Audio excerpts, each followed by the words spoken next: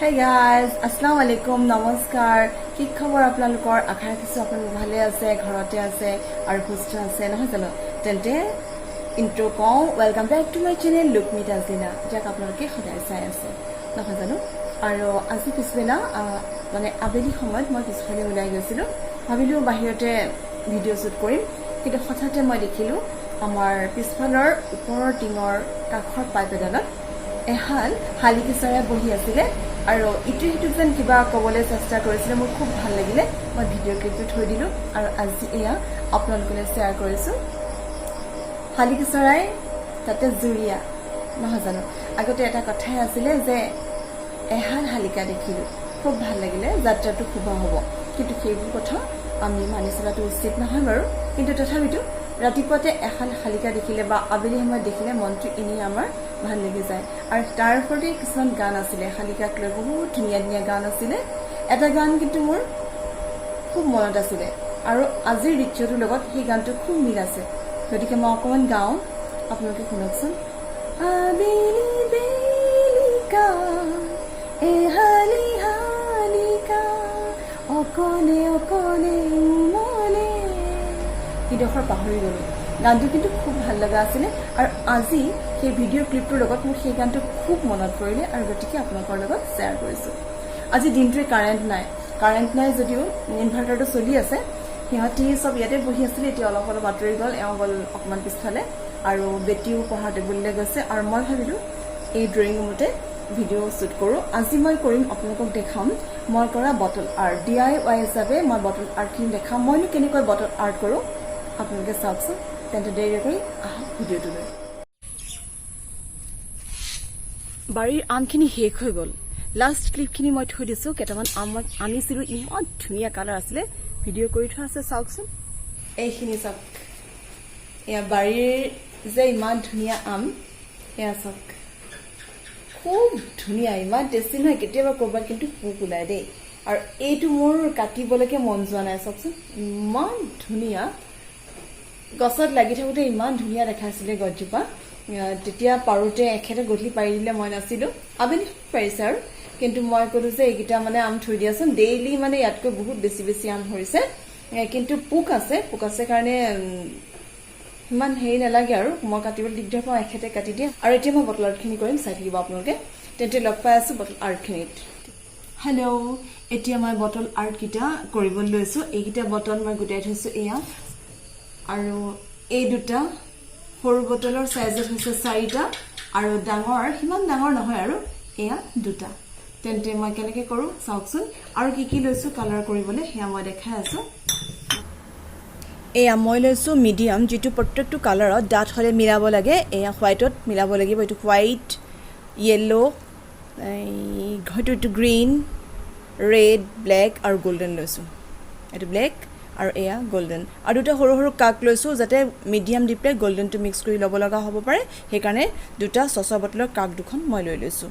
আৰু লগতে কাষতে লৈছোঁ মই পানী এটা বাতিত, কাৰণ কেলৈ ব্ৰাছত বেছি যদি কালাৰ হৈ যায় মুচিবৰ কাৰণে লাগে। আৰু পিচখন লৈছোঁ টেবুল ক্লথত যাতে লাগি নাযায়, সেইকাৰণে মই ব্ৰাছটো তাতে থ'বলৈ লৈ লৈছোঁ। আৰু এটা ষ্টিকত মই অলপ ফোম লগাই লৈছোঁ, আৰু ফোমটো দি পেলাই কৰিবলৈ যথেষ্ট সুবিধা, হাতত তেতিয়া কালাৰটো নালাগে। এতিয়া এইটো বটল মই লৈছোঁ, এইদৰে কিদৰে মই কৰি যাওঁ, কেনেধৰণে কৰি যাওঁ দেখাই গৈছোঁ, আপোনালোকে চাই যাওক।